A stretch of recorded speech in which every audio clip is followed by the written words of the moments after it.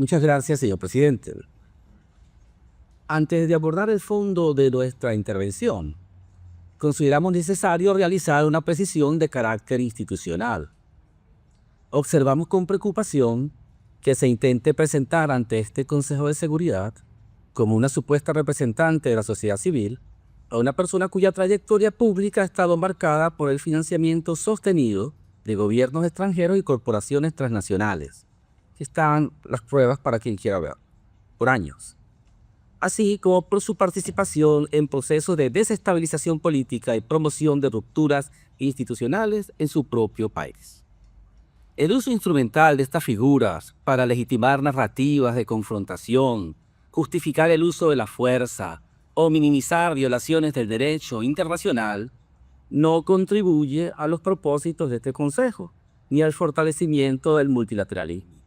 Por el contrario, erosiona la credibilidad de los debates y distorsiona la naturaleza de este órgano, llamado a preservar la paz y la seguridad internacionales. Ahora sí, en su materia. Señor presidente, el 3 de enero del 2026 constituye una fecha de profunda gravedad histórica, no solo para Venezuela, sino para el sistema internacional en su conjunto. Ese día la República Bolivariana de Venezuela fue objeto de un ataque armado ilegítimo, carente de toda justificación jurídica, por parte del gobierno de los Estados Unidos de América, que incluyó bombardeos sobre su territorio, la pérdida de vidas civiles y militares, la destrucción de infraestructura esencial y el secuestro del presidente constitucional de la República, Nicolás Maduro, y de la primera dama, Cilia Flores. Venezuela comparece hoy ante este Consejo desde una convicción profunda. La paz internacional solo puede sostenerse si el derecho internacional es respetado, sin excepciones, sin dobles raseros y sin interpretaciones selectivas. Los hechos ocurridos el 3 de enero constituyen una violación flagrante de la Carta de las Naciones Unidas, cometida por el gobierno estadounidense. En particular, la violación del principio de igualdad soberana de los estados, la violación de la prohibición absoluta del uso o la amenaza del uso de la fuerza contra la integridad territorial o la independencia política de cualquier estado, consagrada en el artículo 2, numeral 4 de la Carta, y violación del deber de resolver las controversias por medios pacíficos. Asimismo, estos actos vulneran de manera grave los convenios de Ginebra y sus protocolos, al haberse producido ataques indiscriminados contra la población civil y bienes de carácter civil. Se ha violado también el derecho internacional de los derechos humanos, particularmente el derecho a la vida, a la integridad personal y a la seguridad.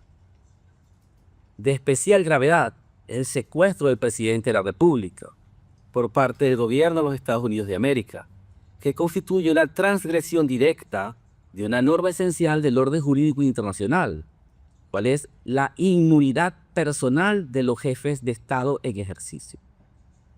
Esta inmunidad no es un privilegio individual, es una garantía institucional que protege la soberanía del Estado y la estabilidad del sistema internacional. Su desconocimiento no solo afecta a Venezuela, abre un precedente extremadamente peligroso para todos los estados representados en esta sala, independientemente de su tamaño, de su poder o de sus alianzas. Señor presidente, la resolución 3314 de la Asamblea General define claramente como acto de agresión el bombardeo del territorio de un estado por las Fuerzas Armadas de otro estado, así como la invasión u ocupación, incluso sin anexión formal. Los hechos que denunciamos encajan inequívocamente en esta definición. En el año 2004, la Corte Internacional de Justicia afirmó que existe ocupación cuando un Estado ejerce el control efectivo, incluso sin anexión formal o sin la presencia continua de tropas. La resolución 242 de este Consejo de Seguridad, por su parte, enfatiza que la adquisición de territorio por la vía de la fuerza es inadmisible. La resolución 2625 de la Asamblea General establece que el territorio de un Estado no será objeto de ocupación militar derivada del uso de la fuerza en contravención a la Carta.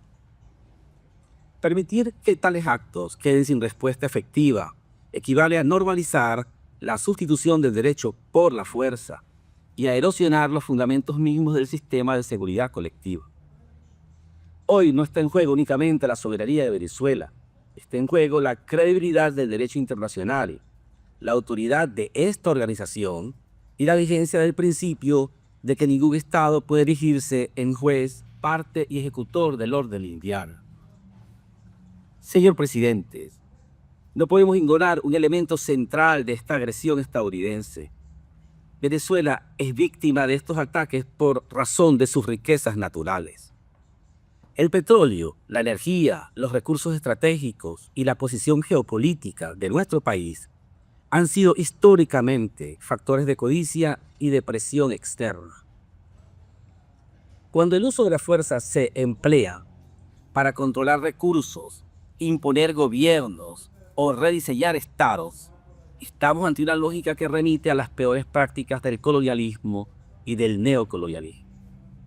Aceptar esta lógica implica abrir la puerta a un mundo profundamente inestable, donde los países con mayores capacidades militares pueden decidir por la fuerza el destino político y económico de otros estados. Ese escenario no amenaza solo a Venezuela, amenaza a la paz, a la seguridad internacionales en su conjunto. Si el secuestro de un jefe de Estado, el bombardeo de un país soberano y la amenaza abierta de nuevas acciones armadas, se toleran o se relativizan, el mensaje que se envía al mundo es devastador, que el derecho es opcional y que la fuerza es el verdadero árbitro de las relaciones internacionales. Venezuela cree firmemente en la diplomacia, en el diálogo y en la convivencia pacífica entre las naciones. Esta ha sido siempre nuestra posición histórica y lo sigue siendo hoy, incluso frente a una agresión de esta magnitud. Es precisamente esa vocación de paz la que fue violentada el pasado 3 de enero. Por ello, Venezuela exhorta a este Consejo de Seguridad a asumir plenamente su responsabilidad y actuar conforme al mandato que le confiere la Carta de las Naciones Unidas. En este sentido, solicitamos, primero, que se exija al gobierno de los Estados Unidos de América el respeto pleno de las inmunidades del presidente Nicolás Maduro y de la primera dama Silvia Flores, así como su liberación inmediata y su retorno seguro a Venezuela. Segundo, que se condene de manera clara e inequívoca el uso de la fuerza contra la República Bolivariana de Venezuela. Tercero, que se reafirme el principio de no adquisición de territorio ni de recursos mediante la fuerza. Y cuarto, que se adopten medidas orientadas a la desescalada, la protección de la población civil y el restablecimiento del derecho internacional. Señor presidente, pese a la gravedad de los hechos, Venezuela desea informar a este Consejo y a la comunidad internacional que sus instituciones funcionan con normalidad, que el orden constitucional ha sido preservado y que el Estado ejerce control efectivo sobre todo su territorio. Conforme a nuestra Constitución, la vicepresidenta ejecutiva Delcy Rodríguez se encuentra en estos momentos siendo juramentada como presidenta encargada de la República, garantizando la continuidad institucional, la estabilidad y la paz interna. Al pueblo venezolano queremos transmitirle un mensaje de serenidad, de confianza y de esperanza. Venezuela es una nación que cree en la paz, en el trabajo y en la dignidad. Nuestro compromiso es por la diplomacia, el derecho, y nuestro compromiso también es firme e inquebrantable. Defendemos nuestra soberanía sin renunciar a nuestros valores. Apostamos por el diálogo sin aceptar imposiciones. Creemos en un futuro de convivencia, desarrollo y respeto entre las naciones. Confiamos en que este Consejo de Seguridad sabrá estar a la altura del momento histórico y elegirá el camino de la legalidad, la responsabilidad colectiva y la paz. Muchas gracias, señor presidente.